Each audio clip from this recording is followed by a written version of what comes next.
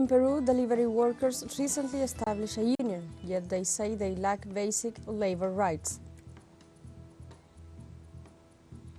In Palestine, the Israeli genocide in Gaza continues on its 158th day. Zionist forces committed 8 new massacres against families in the occupied territories. In Germany, transport unions held another 24-hour strike to demand better working conditions.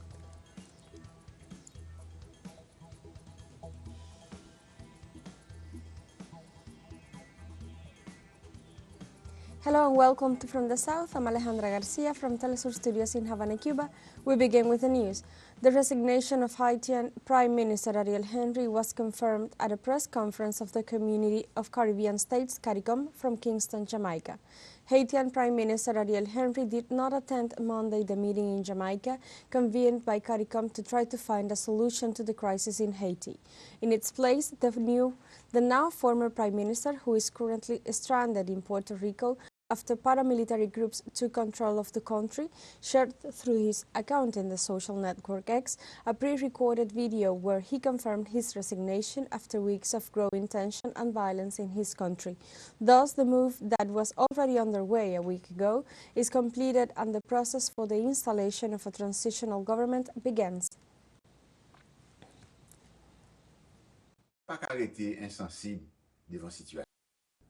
No sacrifice is too great for our country.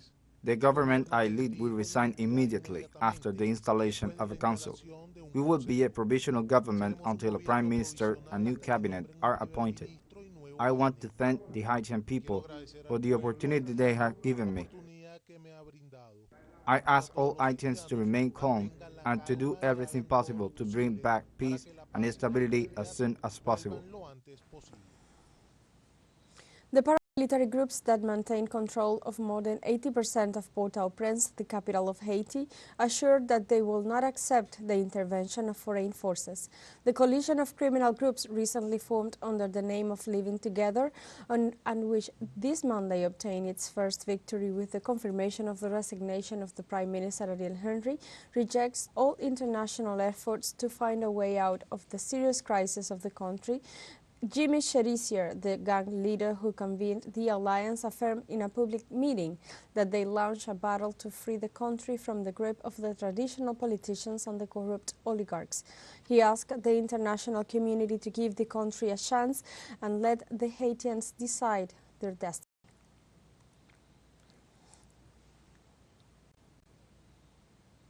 Kenyan authorities assured they will delay the deployment of their police forces in Haiti after Haitian Prime Minister Ariel Henry announced his resignation.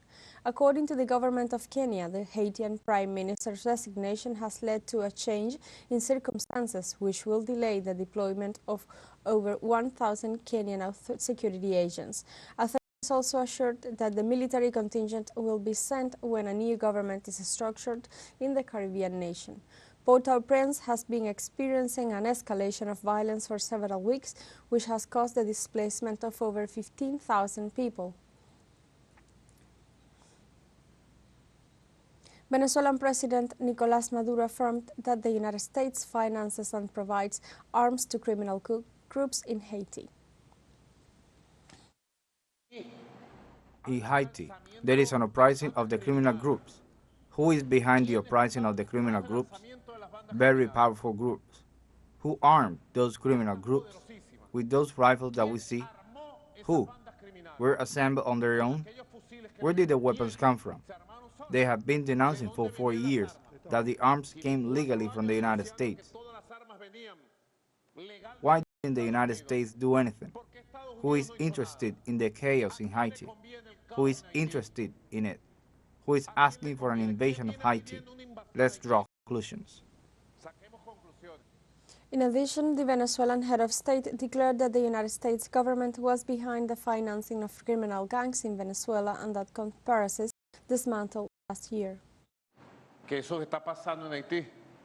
What is happening in Haiti? They wanted to do it in Venezuela. The same with criminal groups in the Guarimbas of 2014, in the Guarimbas of 2017. And last year, which we dismantled 5 conspiracies, The objective was precisely for the criminal groups to get the command. They will attack the main cities. They will chaotize the country with violence. They will sink the economy again. And then the call will be for the invasion of foreign forces. That is what the criminal groups call the new form of insurgencies that is applied to destabilize and dominate the countries. The solution in Haiti has to be a comprehensive solution. There has to be comprehensive support for the people of Haiti, economically, socially, and seek peaceful through other methods. In Peru, delivery workers through digital platforms have recently established a union. However, they lack elementary labor rights, and that is why they demand their employers to, and the general state attention to reverse their situation. The situation of delivery and digital platform workers are outside the margins of labor regulation. They do not have contracts, rights, or insurance against accidents. This is why they carry out a national level strike. Many of these colleagues have an accident, and an accident is the most basic thing in 6 months without work activity. Who recognizes me? Nothing else, us, because we cover the zone, but if the accident exceeds the limits of the zone, where is the security? Where is the responsibility of the application? Because the application says, beware, it only tells you that the supposed company, for security issues, recognizes you when you have the order 30 minutes until after having delivered, but that is a lie. They demand better rates for their routes and to cease abuses such as the blocking of accounts, which were detected by several of the delivery drivers where they comply with the stop. The workers of digital platforms do not know the owner. It is simply digital, and today because they have made a stop, which they demand better working conditions, salaries, and better remunerations and distribution rates, what they have done simply is cancel the account they have blocked. Their accounts, it is like a retaliation that attacks the right to union freedom. In Congress, there are more than a dozen projects on this topic, but because they are trapped in the Labor Committee, legislator Jaime Quiro considers it urgent that they are approved and passed to the plenary session for debate. I think it is fundamental because it is one of the sectors of workers that are starting to organize because there is a lot of labor exploitation. The minimum rights that these workers should have are not respected. The payments that are made for the service they provide are very low. Apart from they should have the right to insurance because they may be are prone to have accidents, and I think it is important that bills benefiting this vulnerable sector have to be approved quickly. For the director of digital platform Observatory, Alejandro Di Negro, the Ministry of Labor should start guaranteeing some elemental rights for this sector. There are some aspects that the Ministry of Labor can begin to regulate regarding workplace harassment that have been evidenced in the matters of health and safety at work. The Ministry can intervene without necessarily having a legislative debate because it's their job to guarantee the rights of all people who are worth the redundancy working in this country. And it's not an issue of skin color or nationality, but there are many people here who more than 70% consider employment on platform as their first source of employment income. The workers reiterate their call to the state to recognize the right to dialogue since, according to them, the unilateral decisions taken by the companies like Rappi or others already precarize work and violate union freedom. Ramiro Angulo Maquiavelo, TeleSUR, Lima.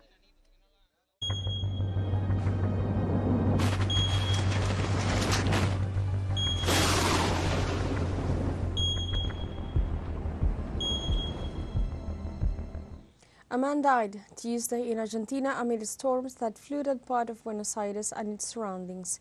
The Buenos Aires Civil Defense confirmed that the victim was a middle-aged man whose body remained floating for hours in one of the flooded streets in the town of Valentin Alsina, in the outskirts of the capital city. The storm has caused flight delays, left vehicles underwater, and prevented businesses from opening, triggering a red alert across the area. There were also some power outages reported and trains operated with reduced frequency, while some services were cancelled due to weather conditions. The storms began on Sunday night and, according to the National Meteorological Service, will last until Thursday. The government of the city of Buenos Aires reported that more than 125 millimeters of rain had fallen until Tuesday, a record figure in the last 30 years and 20 millimeters above the average forecast for the whole month of March.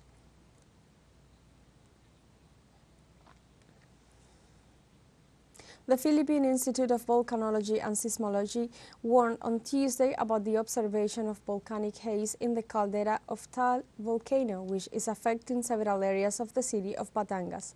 The entity stated that the Taal volcano is on alert level 1 after emitting around 6,837 tons of sulfur dioxide. Moreover, it registered a volcanic tremor that lasted 2 minutes.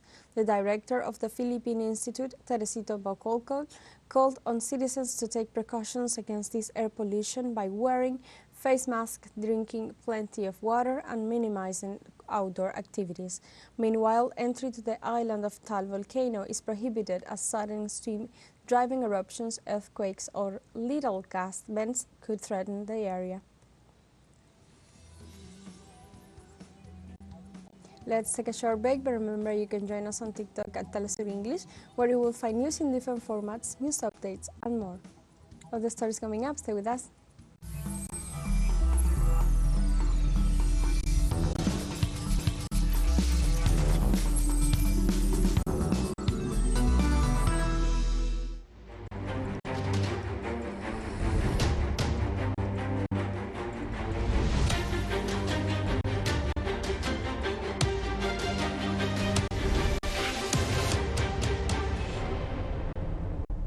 Welcome back.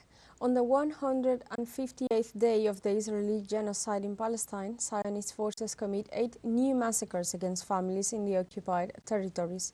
During the last 24 hours, at least 72 people were killed and 129 others wounded by Israeli military, while 72% of the fatalities are women and children. Meanwhile, the number of people killed by malnutrition and dehydration rose to 27 due to Tel Aviv's prohibition to allow humanitarian aid into the Palestinian territories. To date, 31,184 people have lost their lives, while 72,889 have been injured since the Israeli siege of October 7th.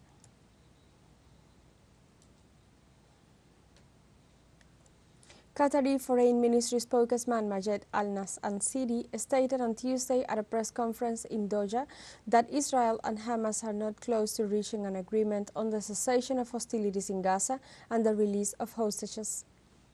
Can't offer any timeline, sadly, at the moment. The situation is very complicated on the ground. We are not near a deal, meaning that we are not seeing both sides converging on a language that can resolve the current disagreements over the implementation of the deal. But we remain hopeful, and we continue pushing for a deal to happen in the near future. On the other hand, Qatari Foreign Ministry spokesman also regretted that the people of Gaza were not able to welcome the holy month of Ramadan with any notion of peace. Thank you, Kalam.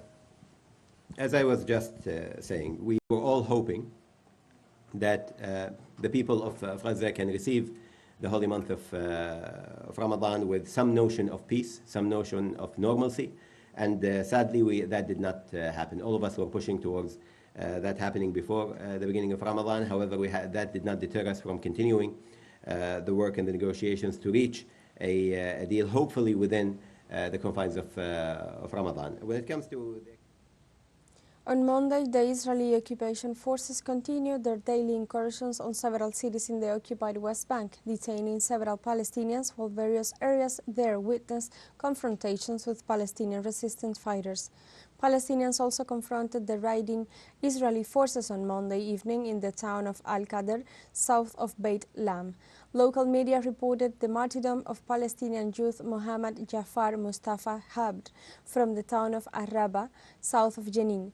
This comes as the number of Palestinians detained by Israeli occupation forces during raids on several parts of the West Bank continues to rise steadily and rapidly. The Detainees and Ex-Detainees Affairs Commission and the Palestinian Prisoners Society announced that the total number of detained Palestinians since October 7th rose to 7,530.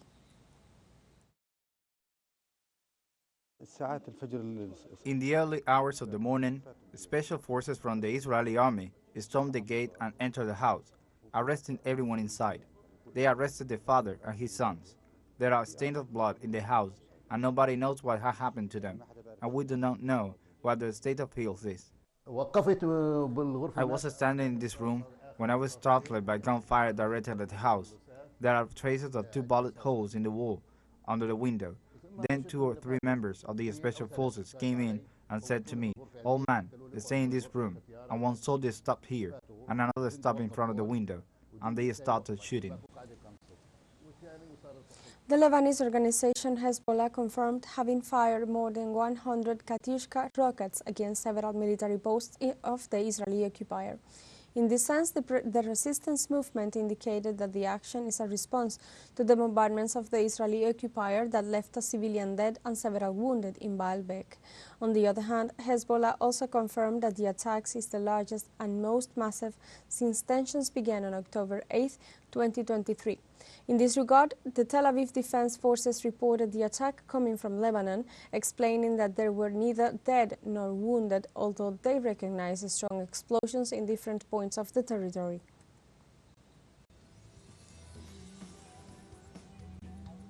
We have a final short break coming up, but before we invite you to join our WhatsApp community for our English-speaking audience, you can scan the QR code on screen to join directly and share the link to reach more people. Constant news coverage of Latin America and the Caribbean, as well as the rest of the world. Stay connected and informed with teleSUR. Final short break, and go away.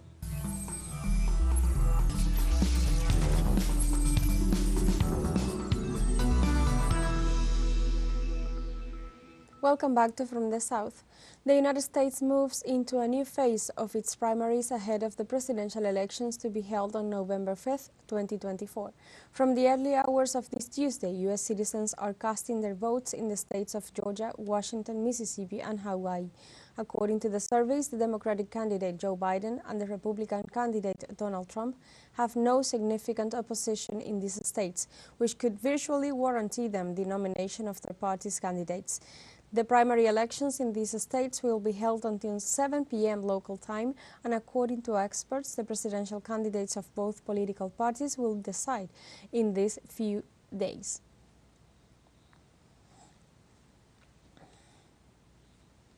The Russian Defense Ministry reported on Tuesday that a military transport plane crashed in the province of Ivanov.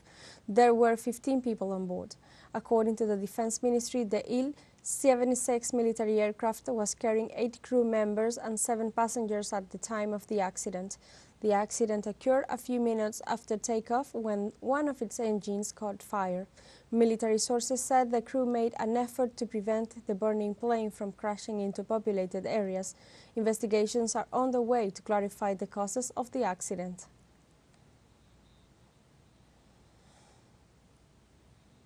In Germany, the national rail operator Deutsche Bahn and Lufthansa held another 24-hour strike to demand better working conditions.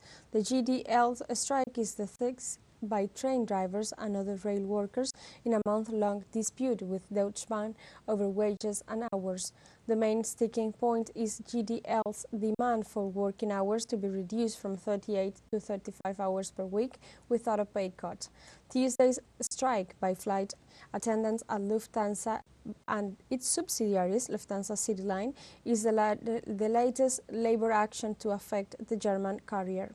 The Independent Flight Attendants Organization Union said their members' strike would affect departures from Frankfurt Airport and flights out of Munich. Over 1,000 flights are expected to be cancelled. UFO is calling for a 15% pay increase as well as one-time inflation compensation payment of €3,000 for its roughly 18,000 members.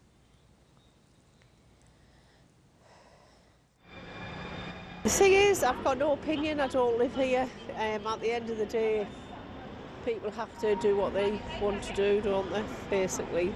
If they think they've got justice in doing it, then so be it. European Commission President Ursula von der Leyen said Tuesday the European Union's executive arm will recommend that member countries open accession negotiations with Bosnia-Herzegovina. According to experts, this move could seek to bring the country closer to European interests and further away from Russian influence. Of course, more progress is necessary to join our union, but the country is showing that it can deliver on its membership criteria and on its citizens' aspirations to be part of our family.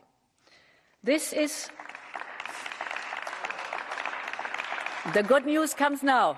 This is the reason that we will decide to recommend to the Council to open accession negotiations with Bosnia and Herzegovina. On Tuesday, Chinese authorities highlighted that their naval forces joined Russian and Iranian in joint military exercises that will last until Friday in the Gulf of Oman, in the framework of a tense regional context due to the crisis in Gaza, together with attacks of the Houthi forces in the Red Sea. In this regard, the official communique states that the three countries share the will to confront what they consider to be U.S. hegemony. For its part, the Chinese Ministry of Defense stressed that these operations are aimed at jointly maintaining regional maritime security and recalled that similar joint maneuvers were deployed in March.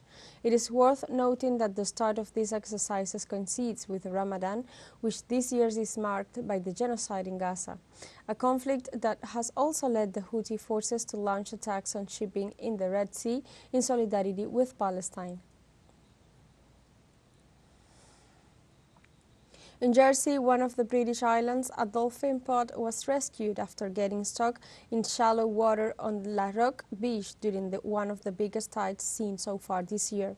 The 13-strong pod of common dolphins were able to survive thanks to the combined efforts of a team from British divers, Maritime Life Rescue, alongside with members of the Fisheries Department, Jersey Coast Guard and Fire Service. The rescuers helped to keep the creatures calm and secure while they waited for the tide to come back in. A spokesperson for Ports of Jersey declared that they were pleased that the dolphins were able to safely return to the sea and took the opportunity to thank everyone involved for the efforts in achieving this positive outcome. We have come to the end of this news brief, but you can find these and many other stories on our website at telesurenglish.net and join us on social media, Facebook, X, Instagram, Telegram and TikTok. For TeleSUR English, I'm Alejandra Garcia. Thank you for watching.